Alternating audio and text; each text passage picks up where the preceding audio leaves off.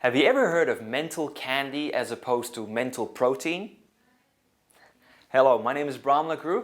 I'm the founder and managing director of Lagrou Partners, and I'd like to talk to you today about nourishing your brain, nourishing your mind. We've been gifted this thinking device that allows us to build great companies, build great lives, add lots of value. But sometimes one thing that can take away from it is what we call mental candy. Whenever you engage in listening to the gossip conversations that sometimes go around, or even engage in it, or the other one, you listen to music that affects your mood just before you go into a sales meeting, or you listen to all the chit chat of what's going on the radio, or watch television and the likes. It's all sort of things that are not necessarily driving high performance in you, and they're definitely not nourishing your mind. One thing we've seen is that the most successful people, they find ways to nourish their brain with what we call mental protein as opposed to mental candy. And that mental protein, how could that look like? Well, there's many different things, but it obviously starts with you feeding your brain with thoughts that stimulate you, that allow you to focus, to concentrate on things that matter, and obviously help you to become more productive in anything you undertake. And one thing that I've found very helpful in that respect is listening to audio programs while I'm driving, because the amount of time that I'm in a car going from A to B is quite phenomenal if you start adding it up for every week. You commute from home to work and back, or you go and do your grocery shopping, you pick up the kids, you drop them off. Anytime when you are traveling, even when you're using public transport and you're on your own, it's a great way to keep stimulating yourself with things that allow you to add value to your skill set, that allow you to think outside the square, that open up your mind to things that you previously were more closed-minded about, or just things that, people that somehow trigger off some new thoughts in your own mind that, again, previously didn't exist. It's a great way to do it. Audio programs go really far, and I keep buying them all the time. The other thing is, different people have also DVD packs. They have DVD packs on all sorts of topics, things that can add value to your skill set, that allow you to become a more valued resource in a business, and also more of an advisor to your client, because you can talk about more than what your technical expertise entails only. Obviously, as you find ways to increase your sales ability, your people skills, your soft skills, your sales skills, your consultative skills, and the likes, the more, again, you become successful in your field.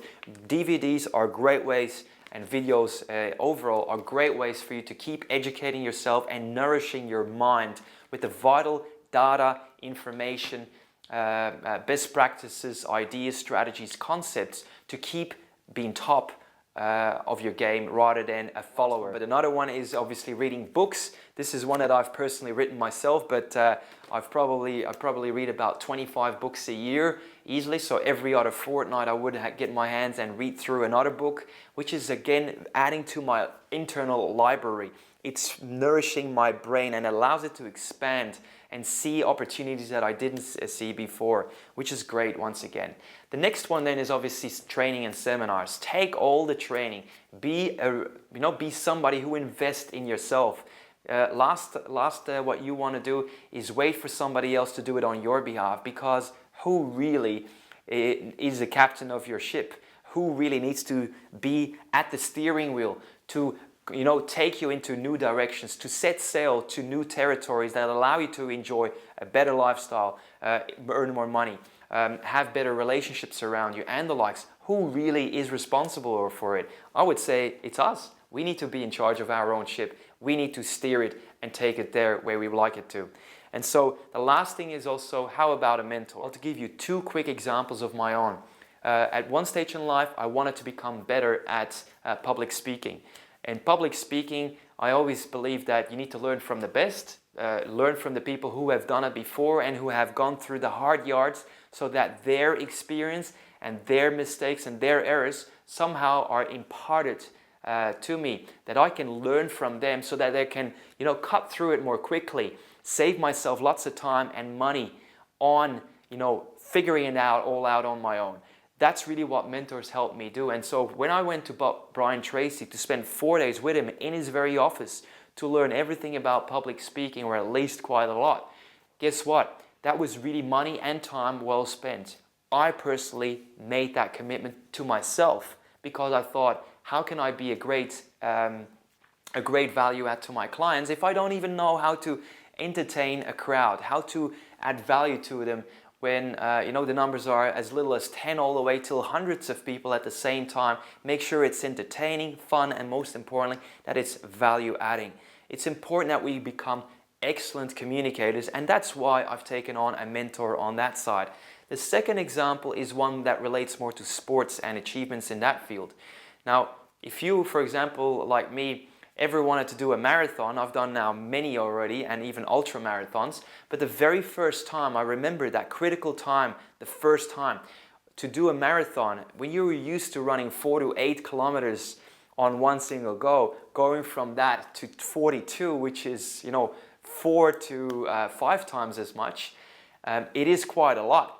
And it's a big gap, and the body not necessarily copes with that very easily unless you find ways to put the right things in place. And so the two mentors that I engaged before doing my first marathon was 3 months to put my nutrition plan together so that my body would have the right sort of foods in the right quantities, and also have certain foods that would take away from being effective at it. And the second one was a personal coach who would help me to put a training program together, teach me on how to warm up for certain runs, how to do my runs, which type of runs I would do over different weeks and build up to it without overdoing it as well. Well, all of these people, they just added so much value to me that in 3 months' time, I went from those 8-kilometer runs to 42, and I actually finished 9th out of more than 230 people. So it just goes to show, covering pretty much the 3-hour mark for 42 kilometers runs. So that's pretty much things that you can do when you take on mentors. My question back to you would be, what's the latest book that you've read? What's the last audio program that you bought and listened to all the way through and took action on? What was the latest DVD pack that you've engaged and sat through, wrote all your major conclusions on paper, and did something with specifically that helped you to be more profitable? The next one then, what's the last book you've read? Who's your mentor? Which last training have you personally invested in for yourself? Not for your boss, not for the company, but for yourself and the people that you want to serve with your expertise. It's important that you answer those questions, that you're very honest with yourself, and do something with it today. There's no good reasons to make excuses. There's no good reasons to delay. Today is your day, so get serious about it right now. I look forward to your comments and questions below, and also would be a pleasure to help you during the National Sales Conference in January. Wonderful. I wish you a great day. Bye-bye.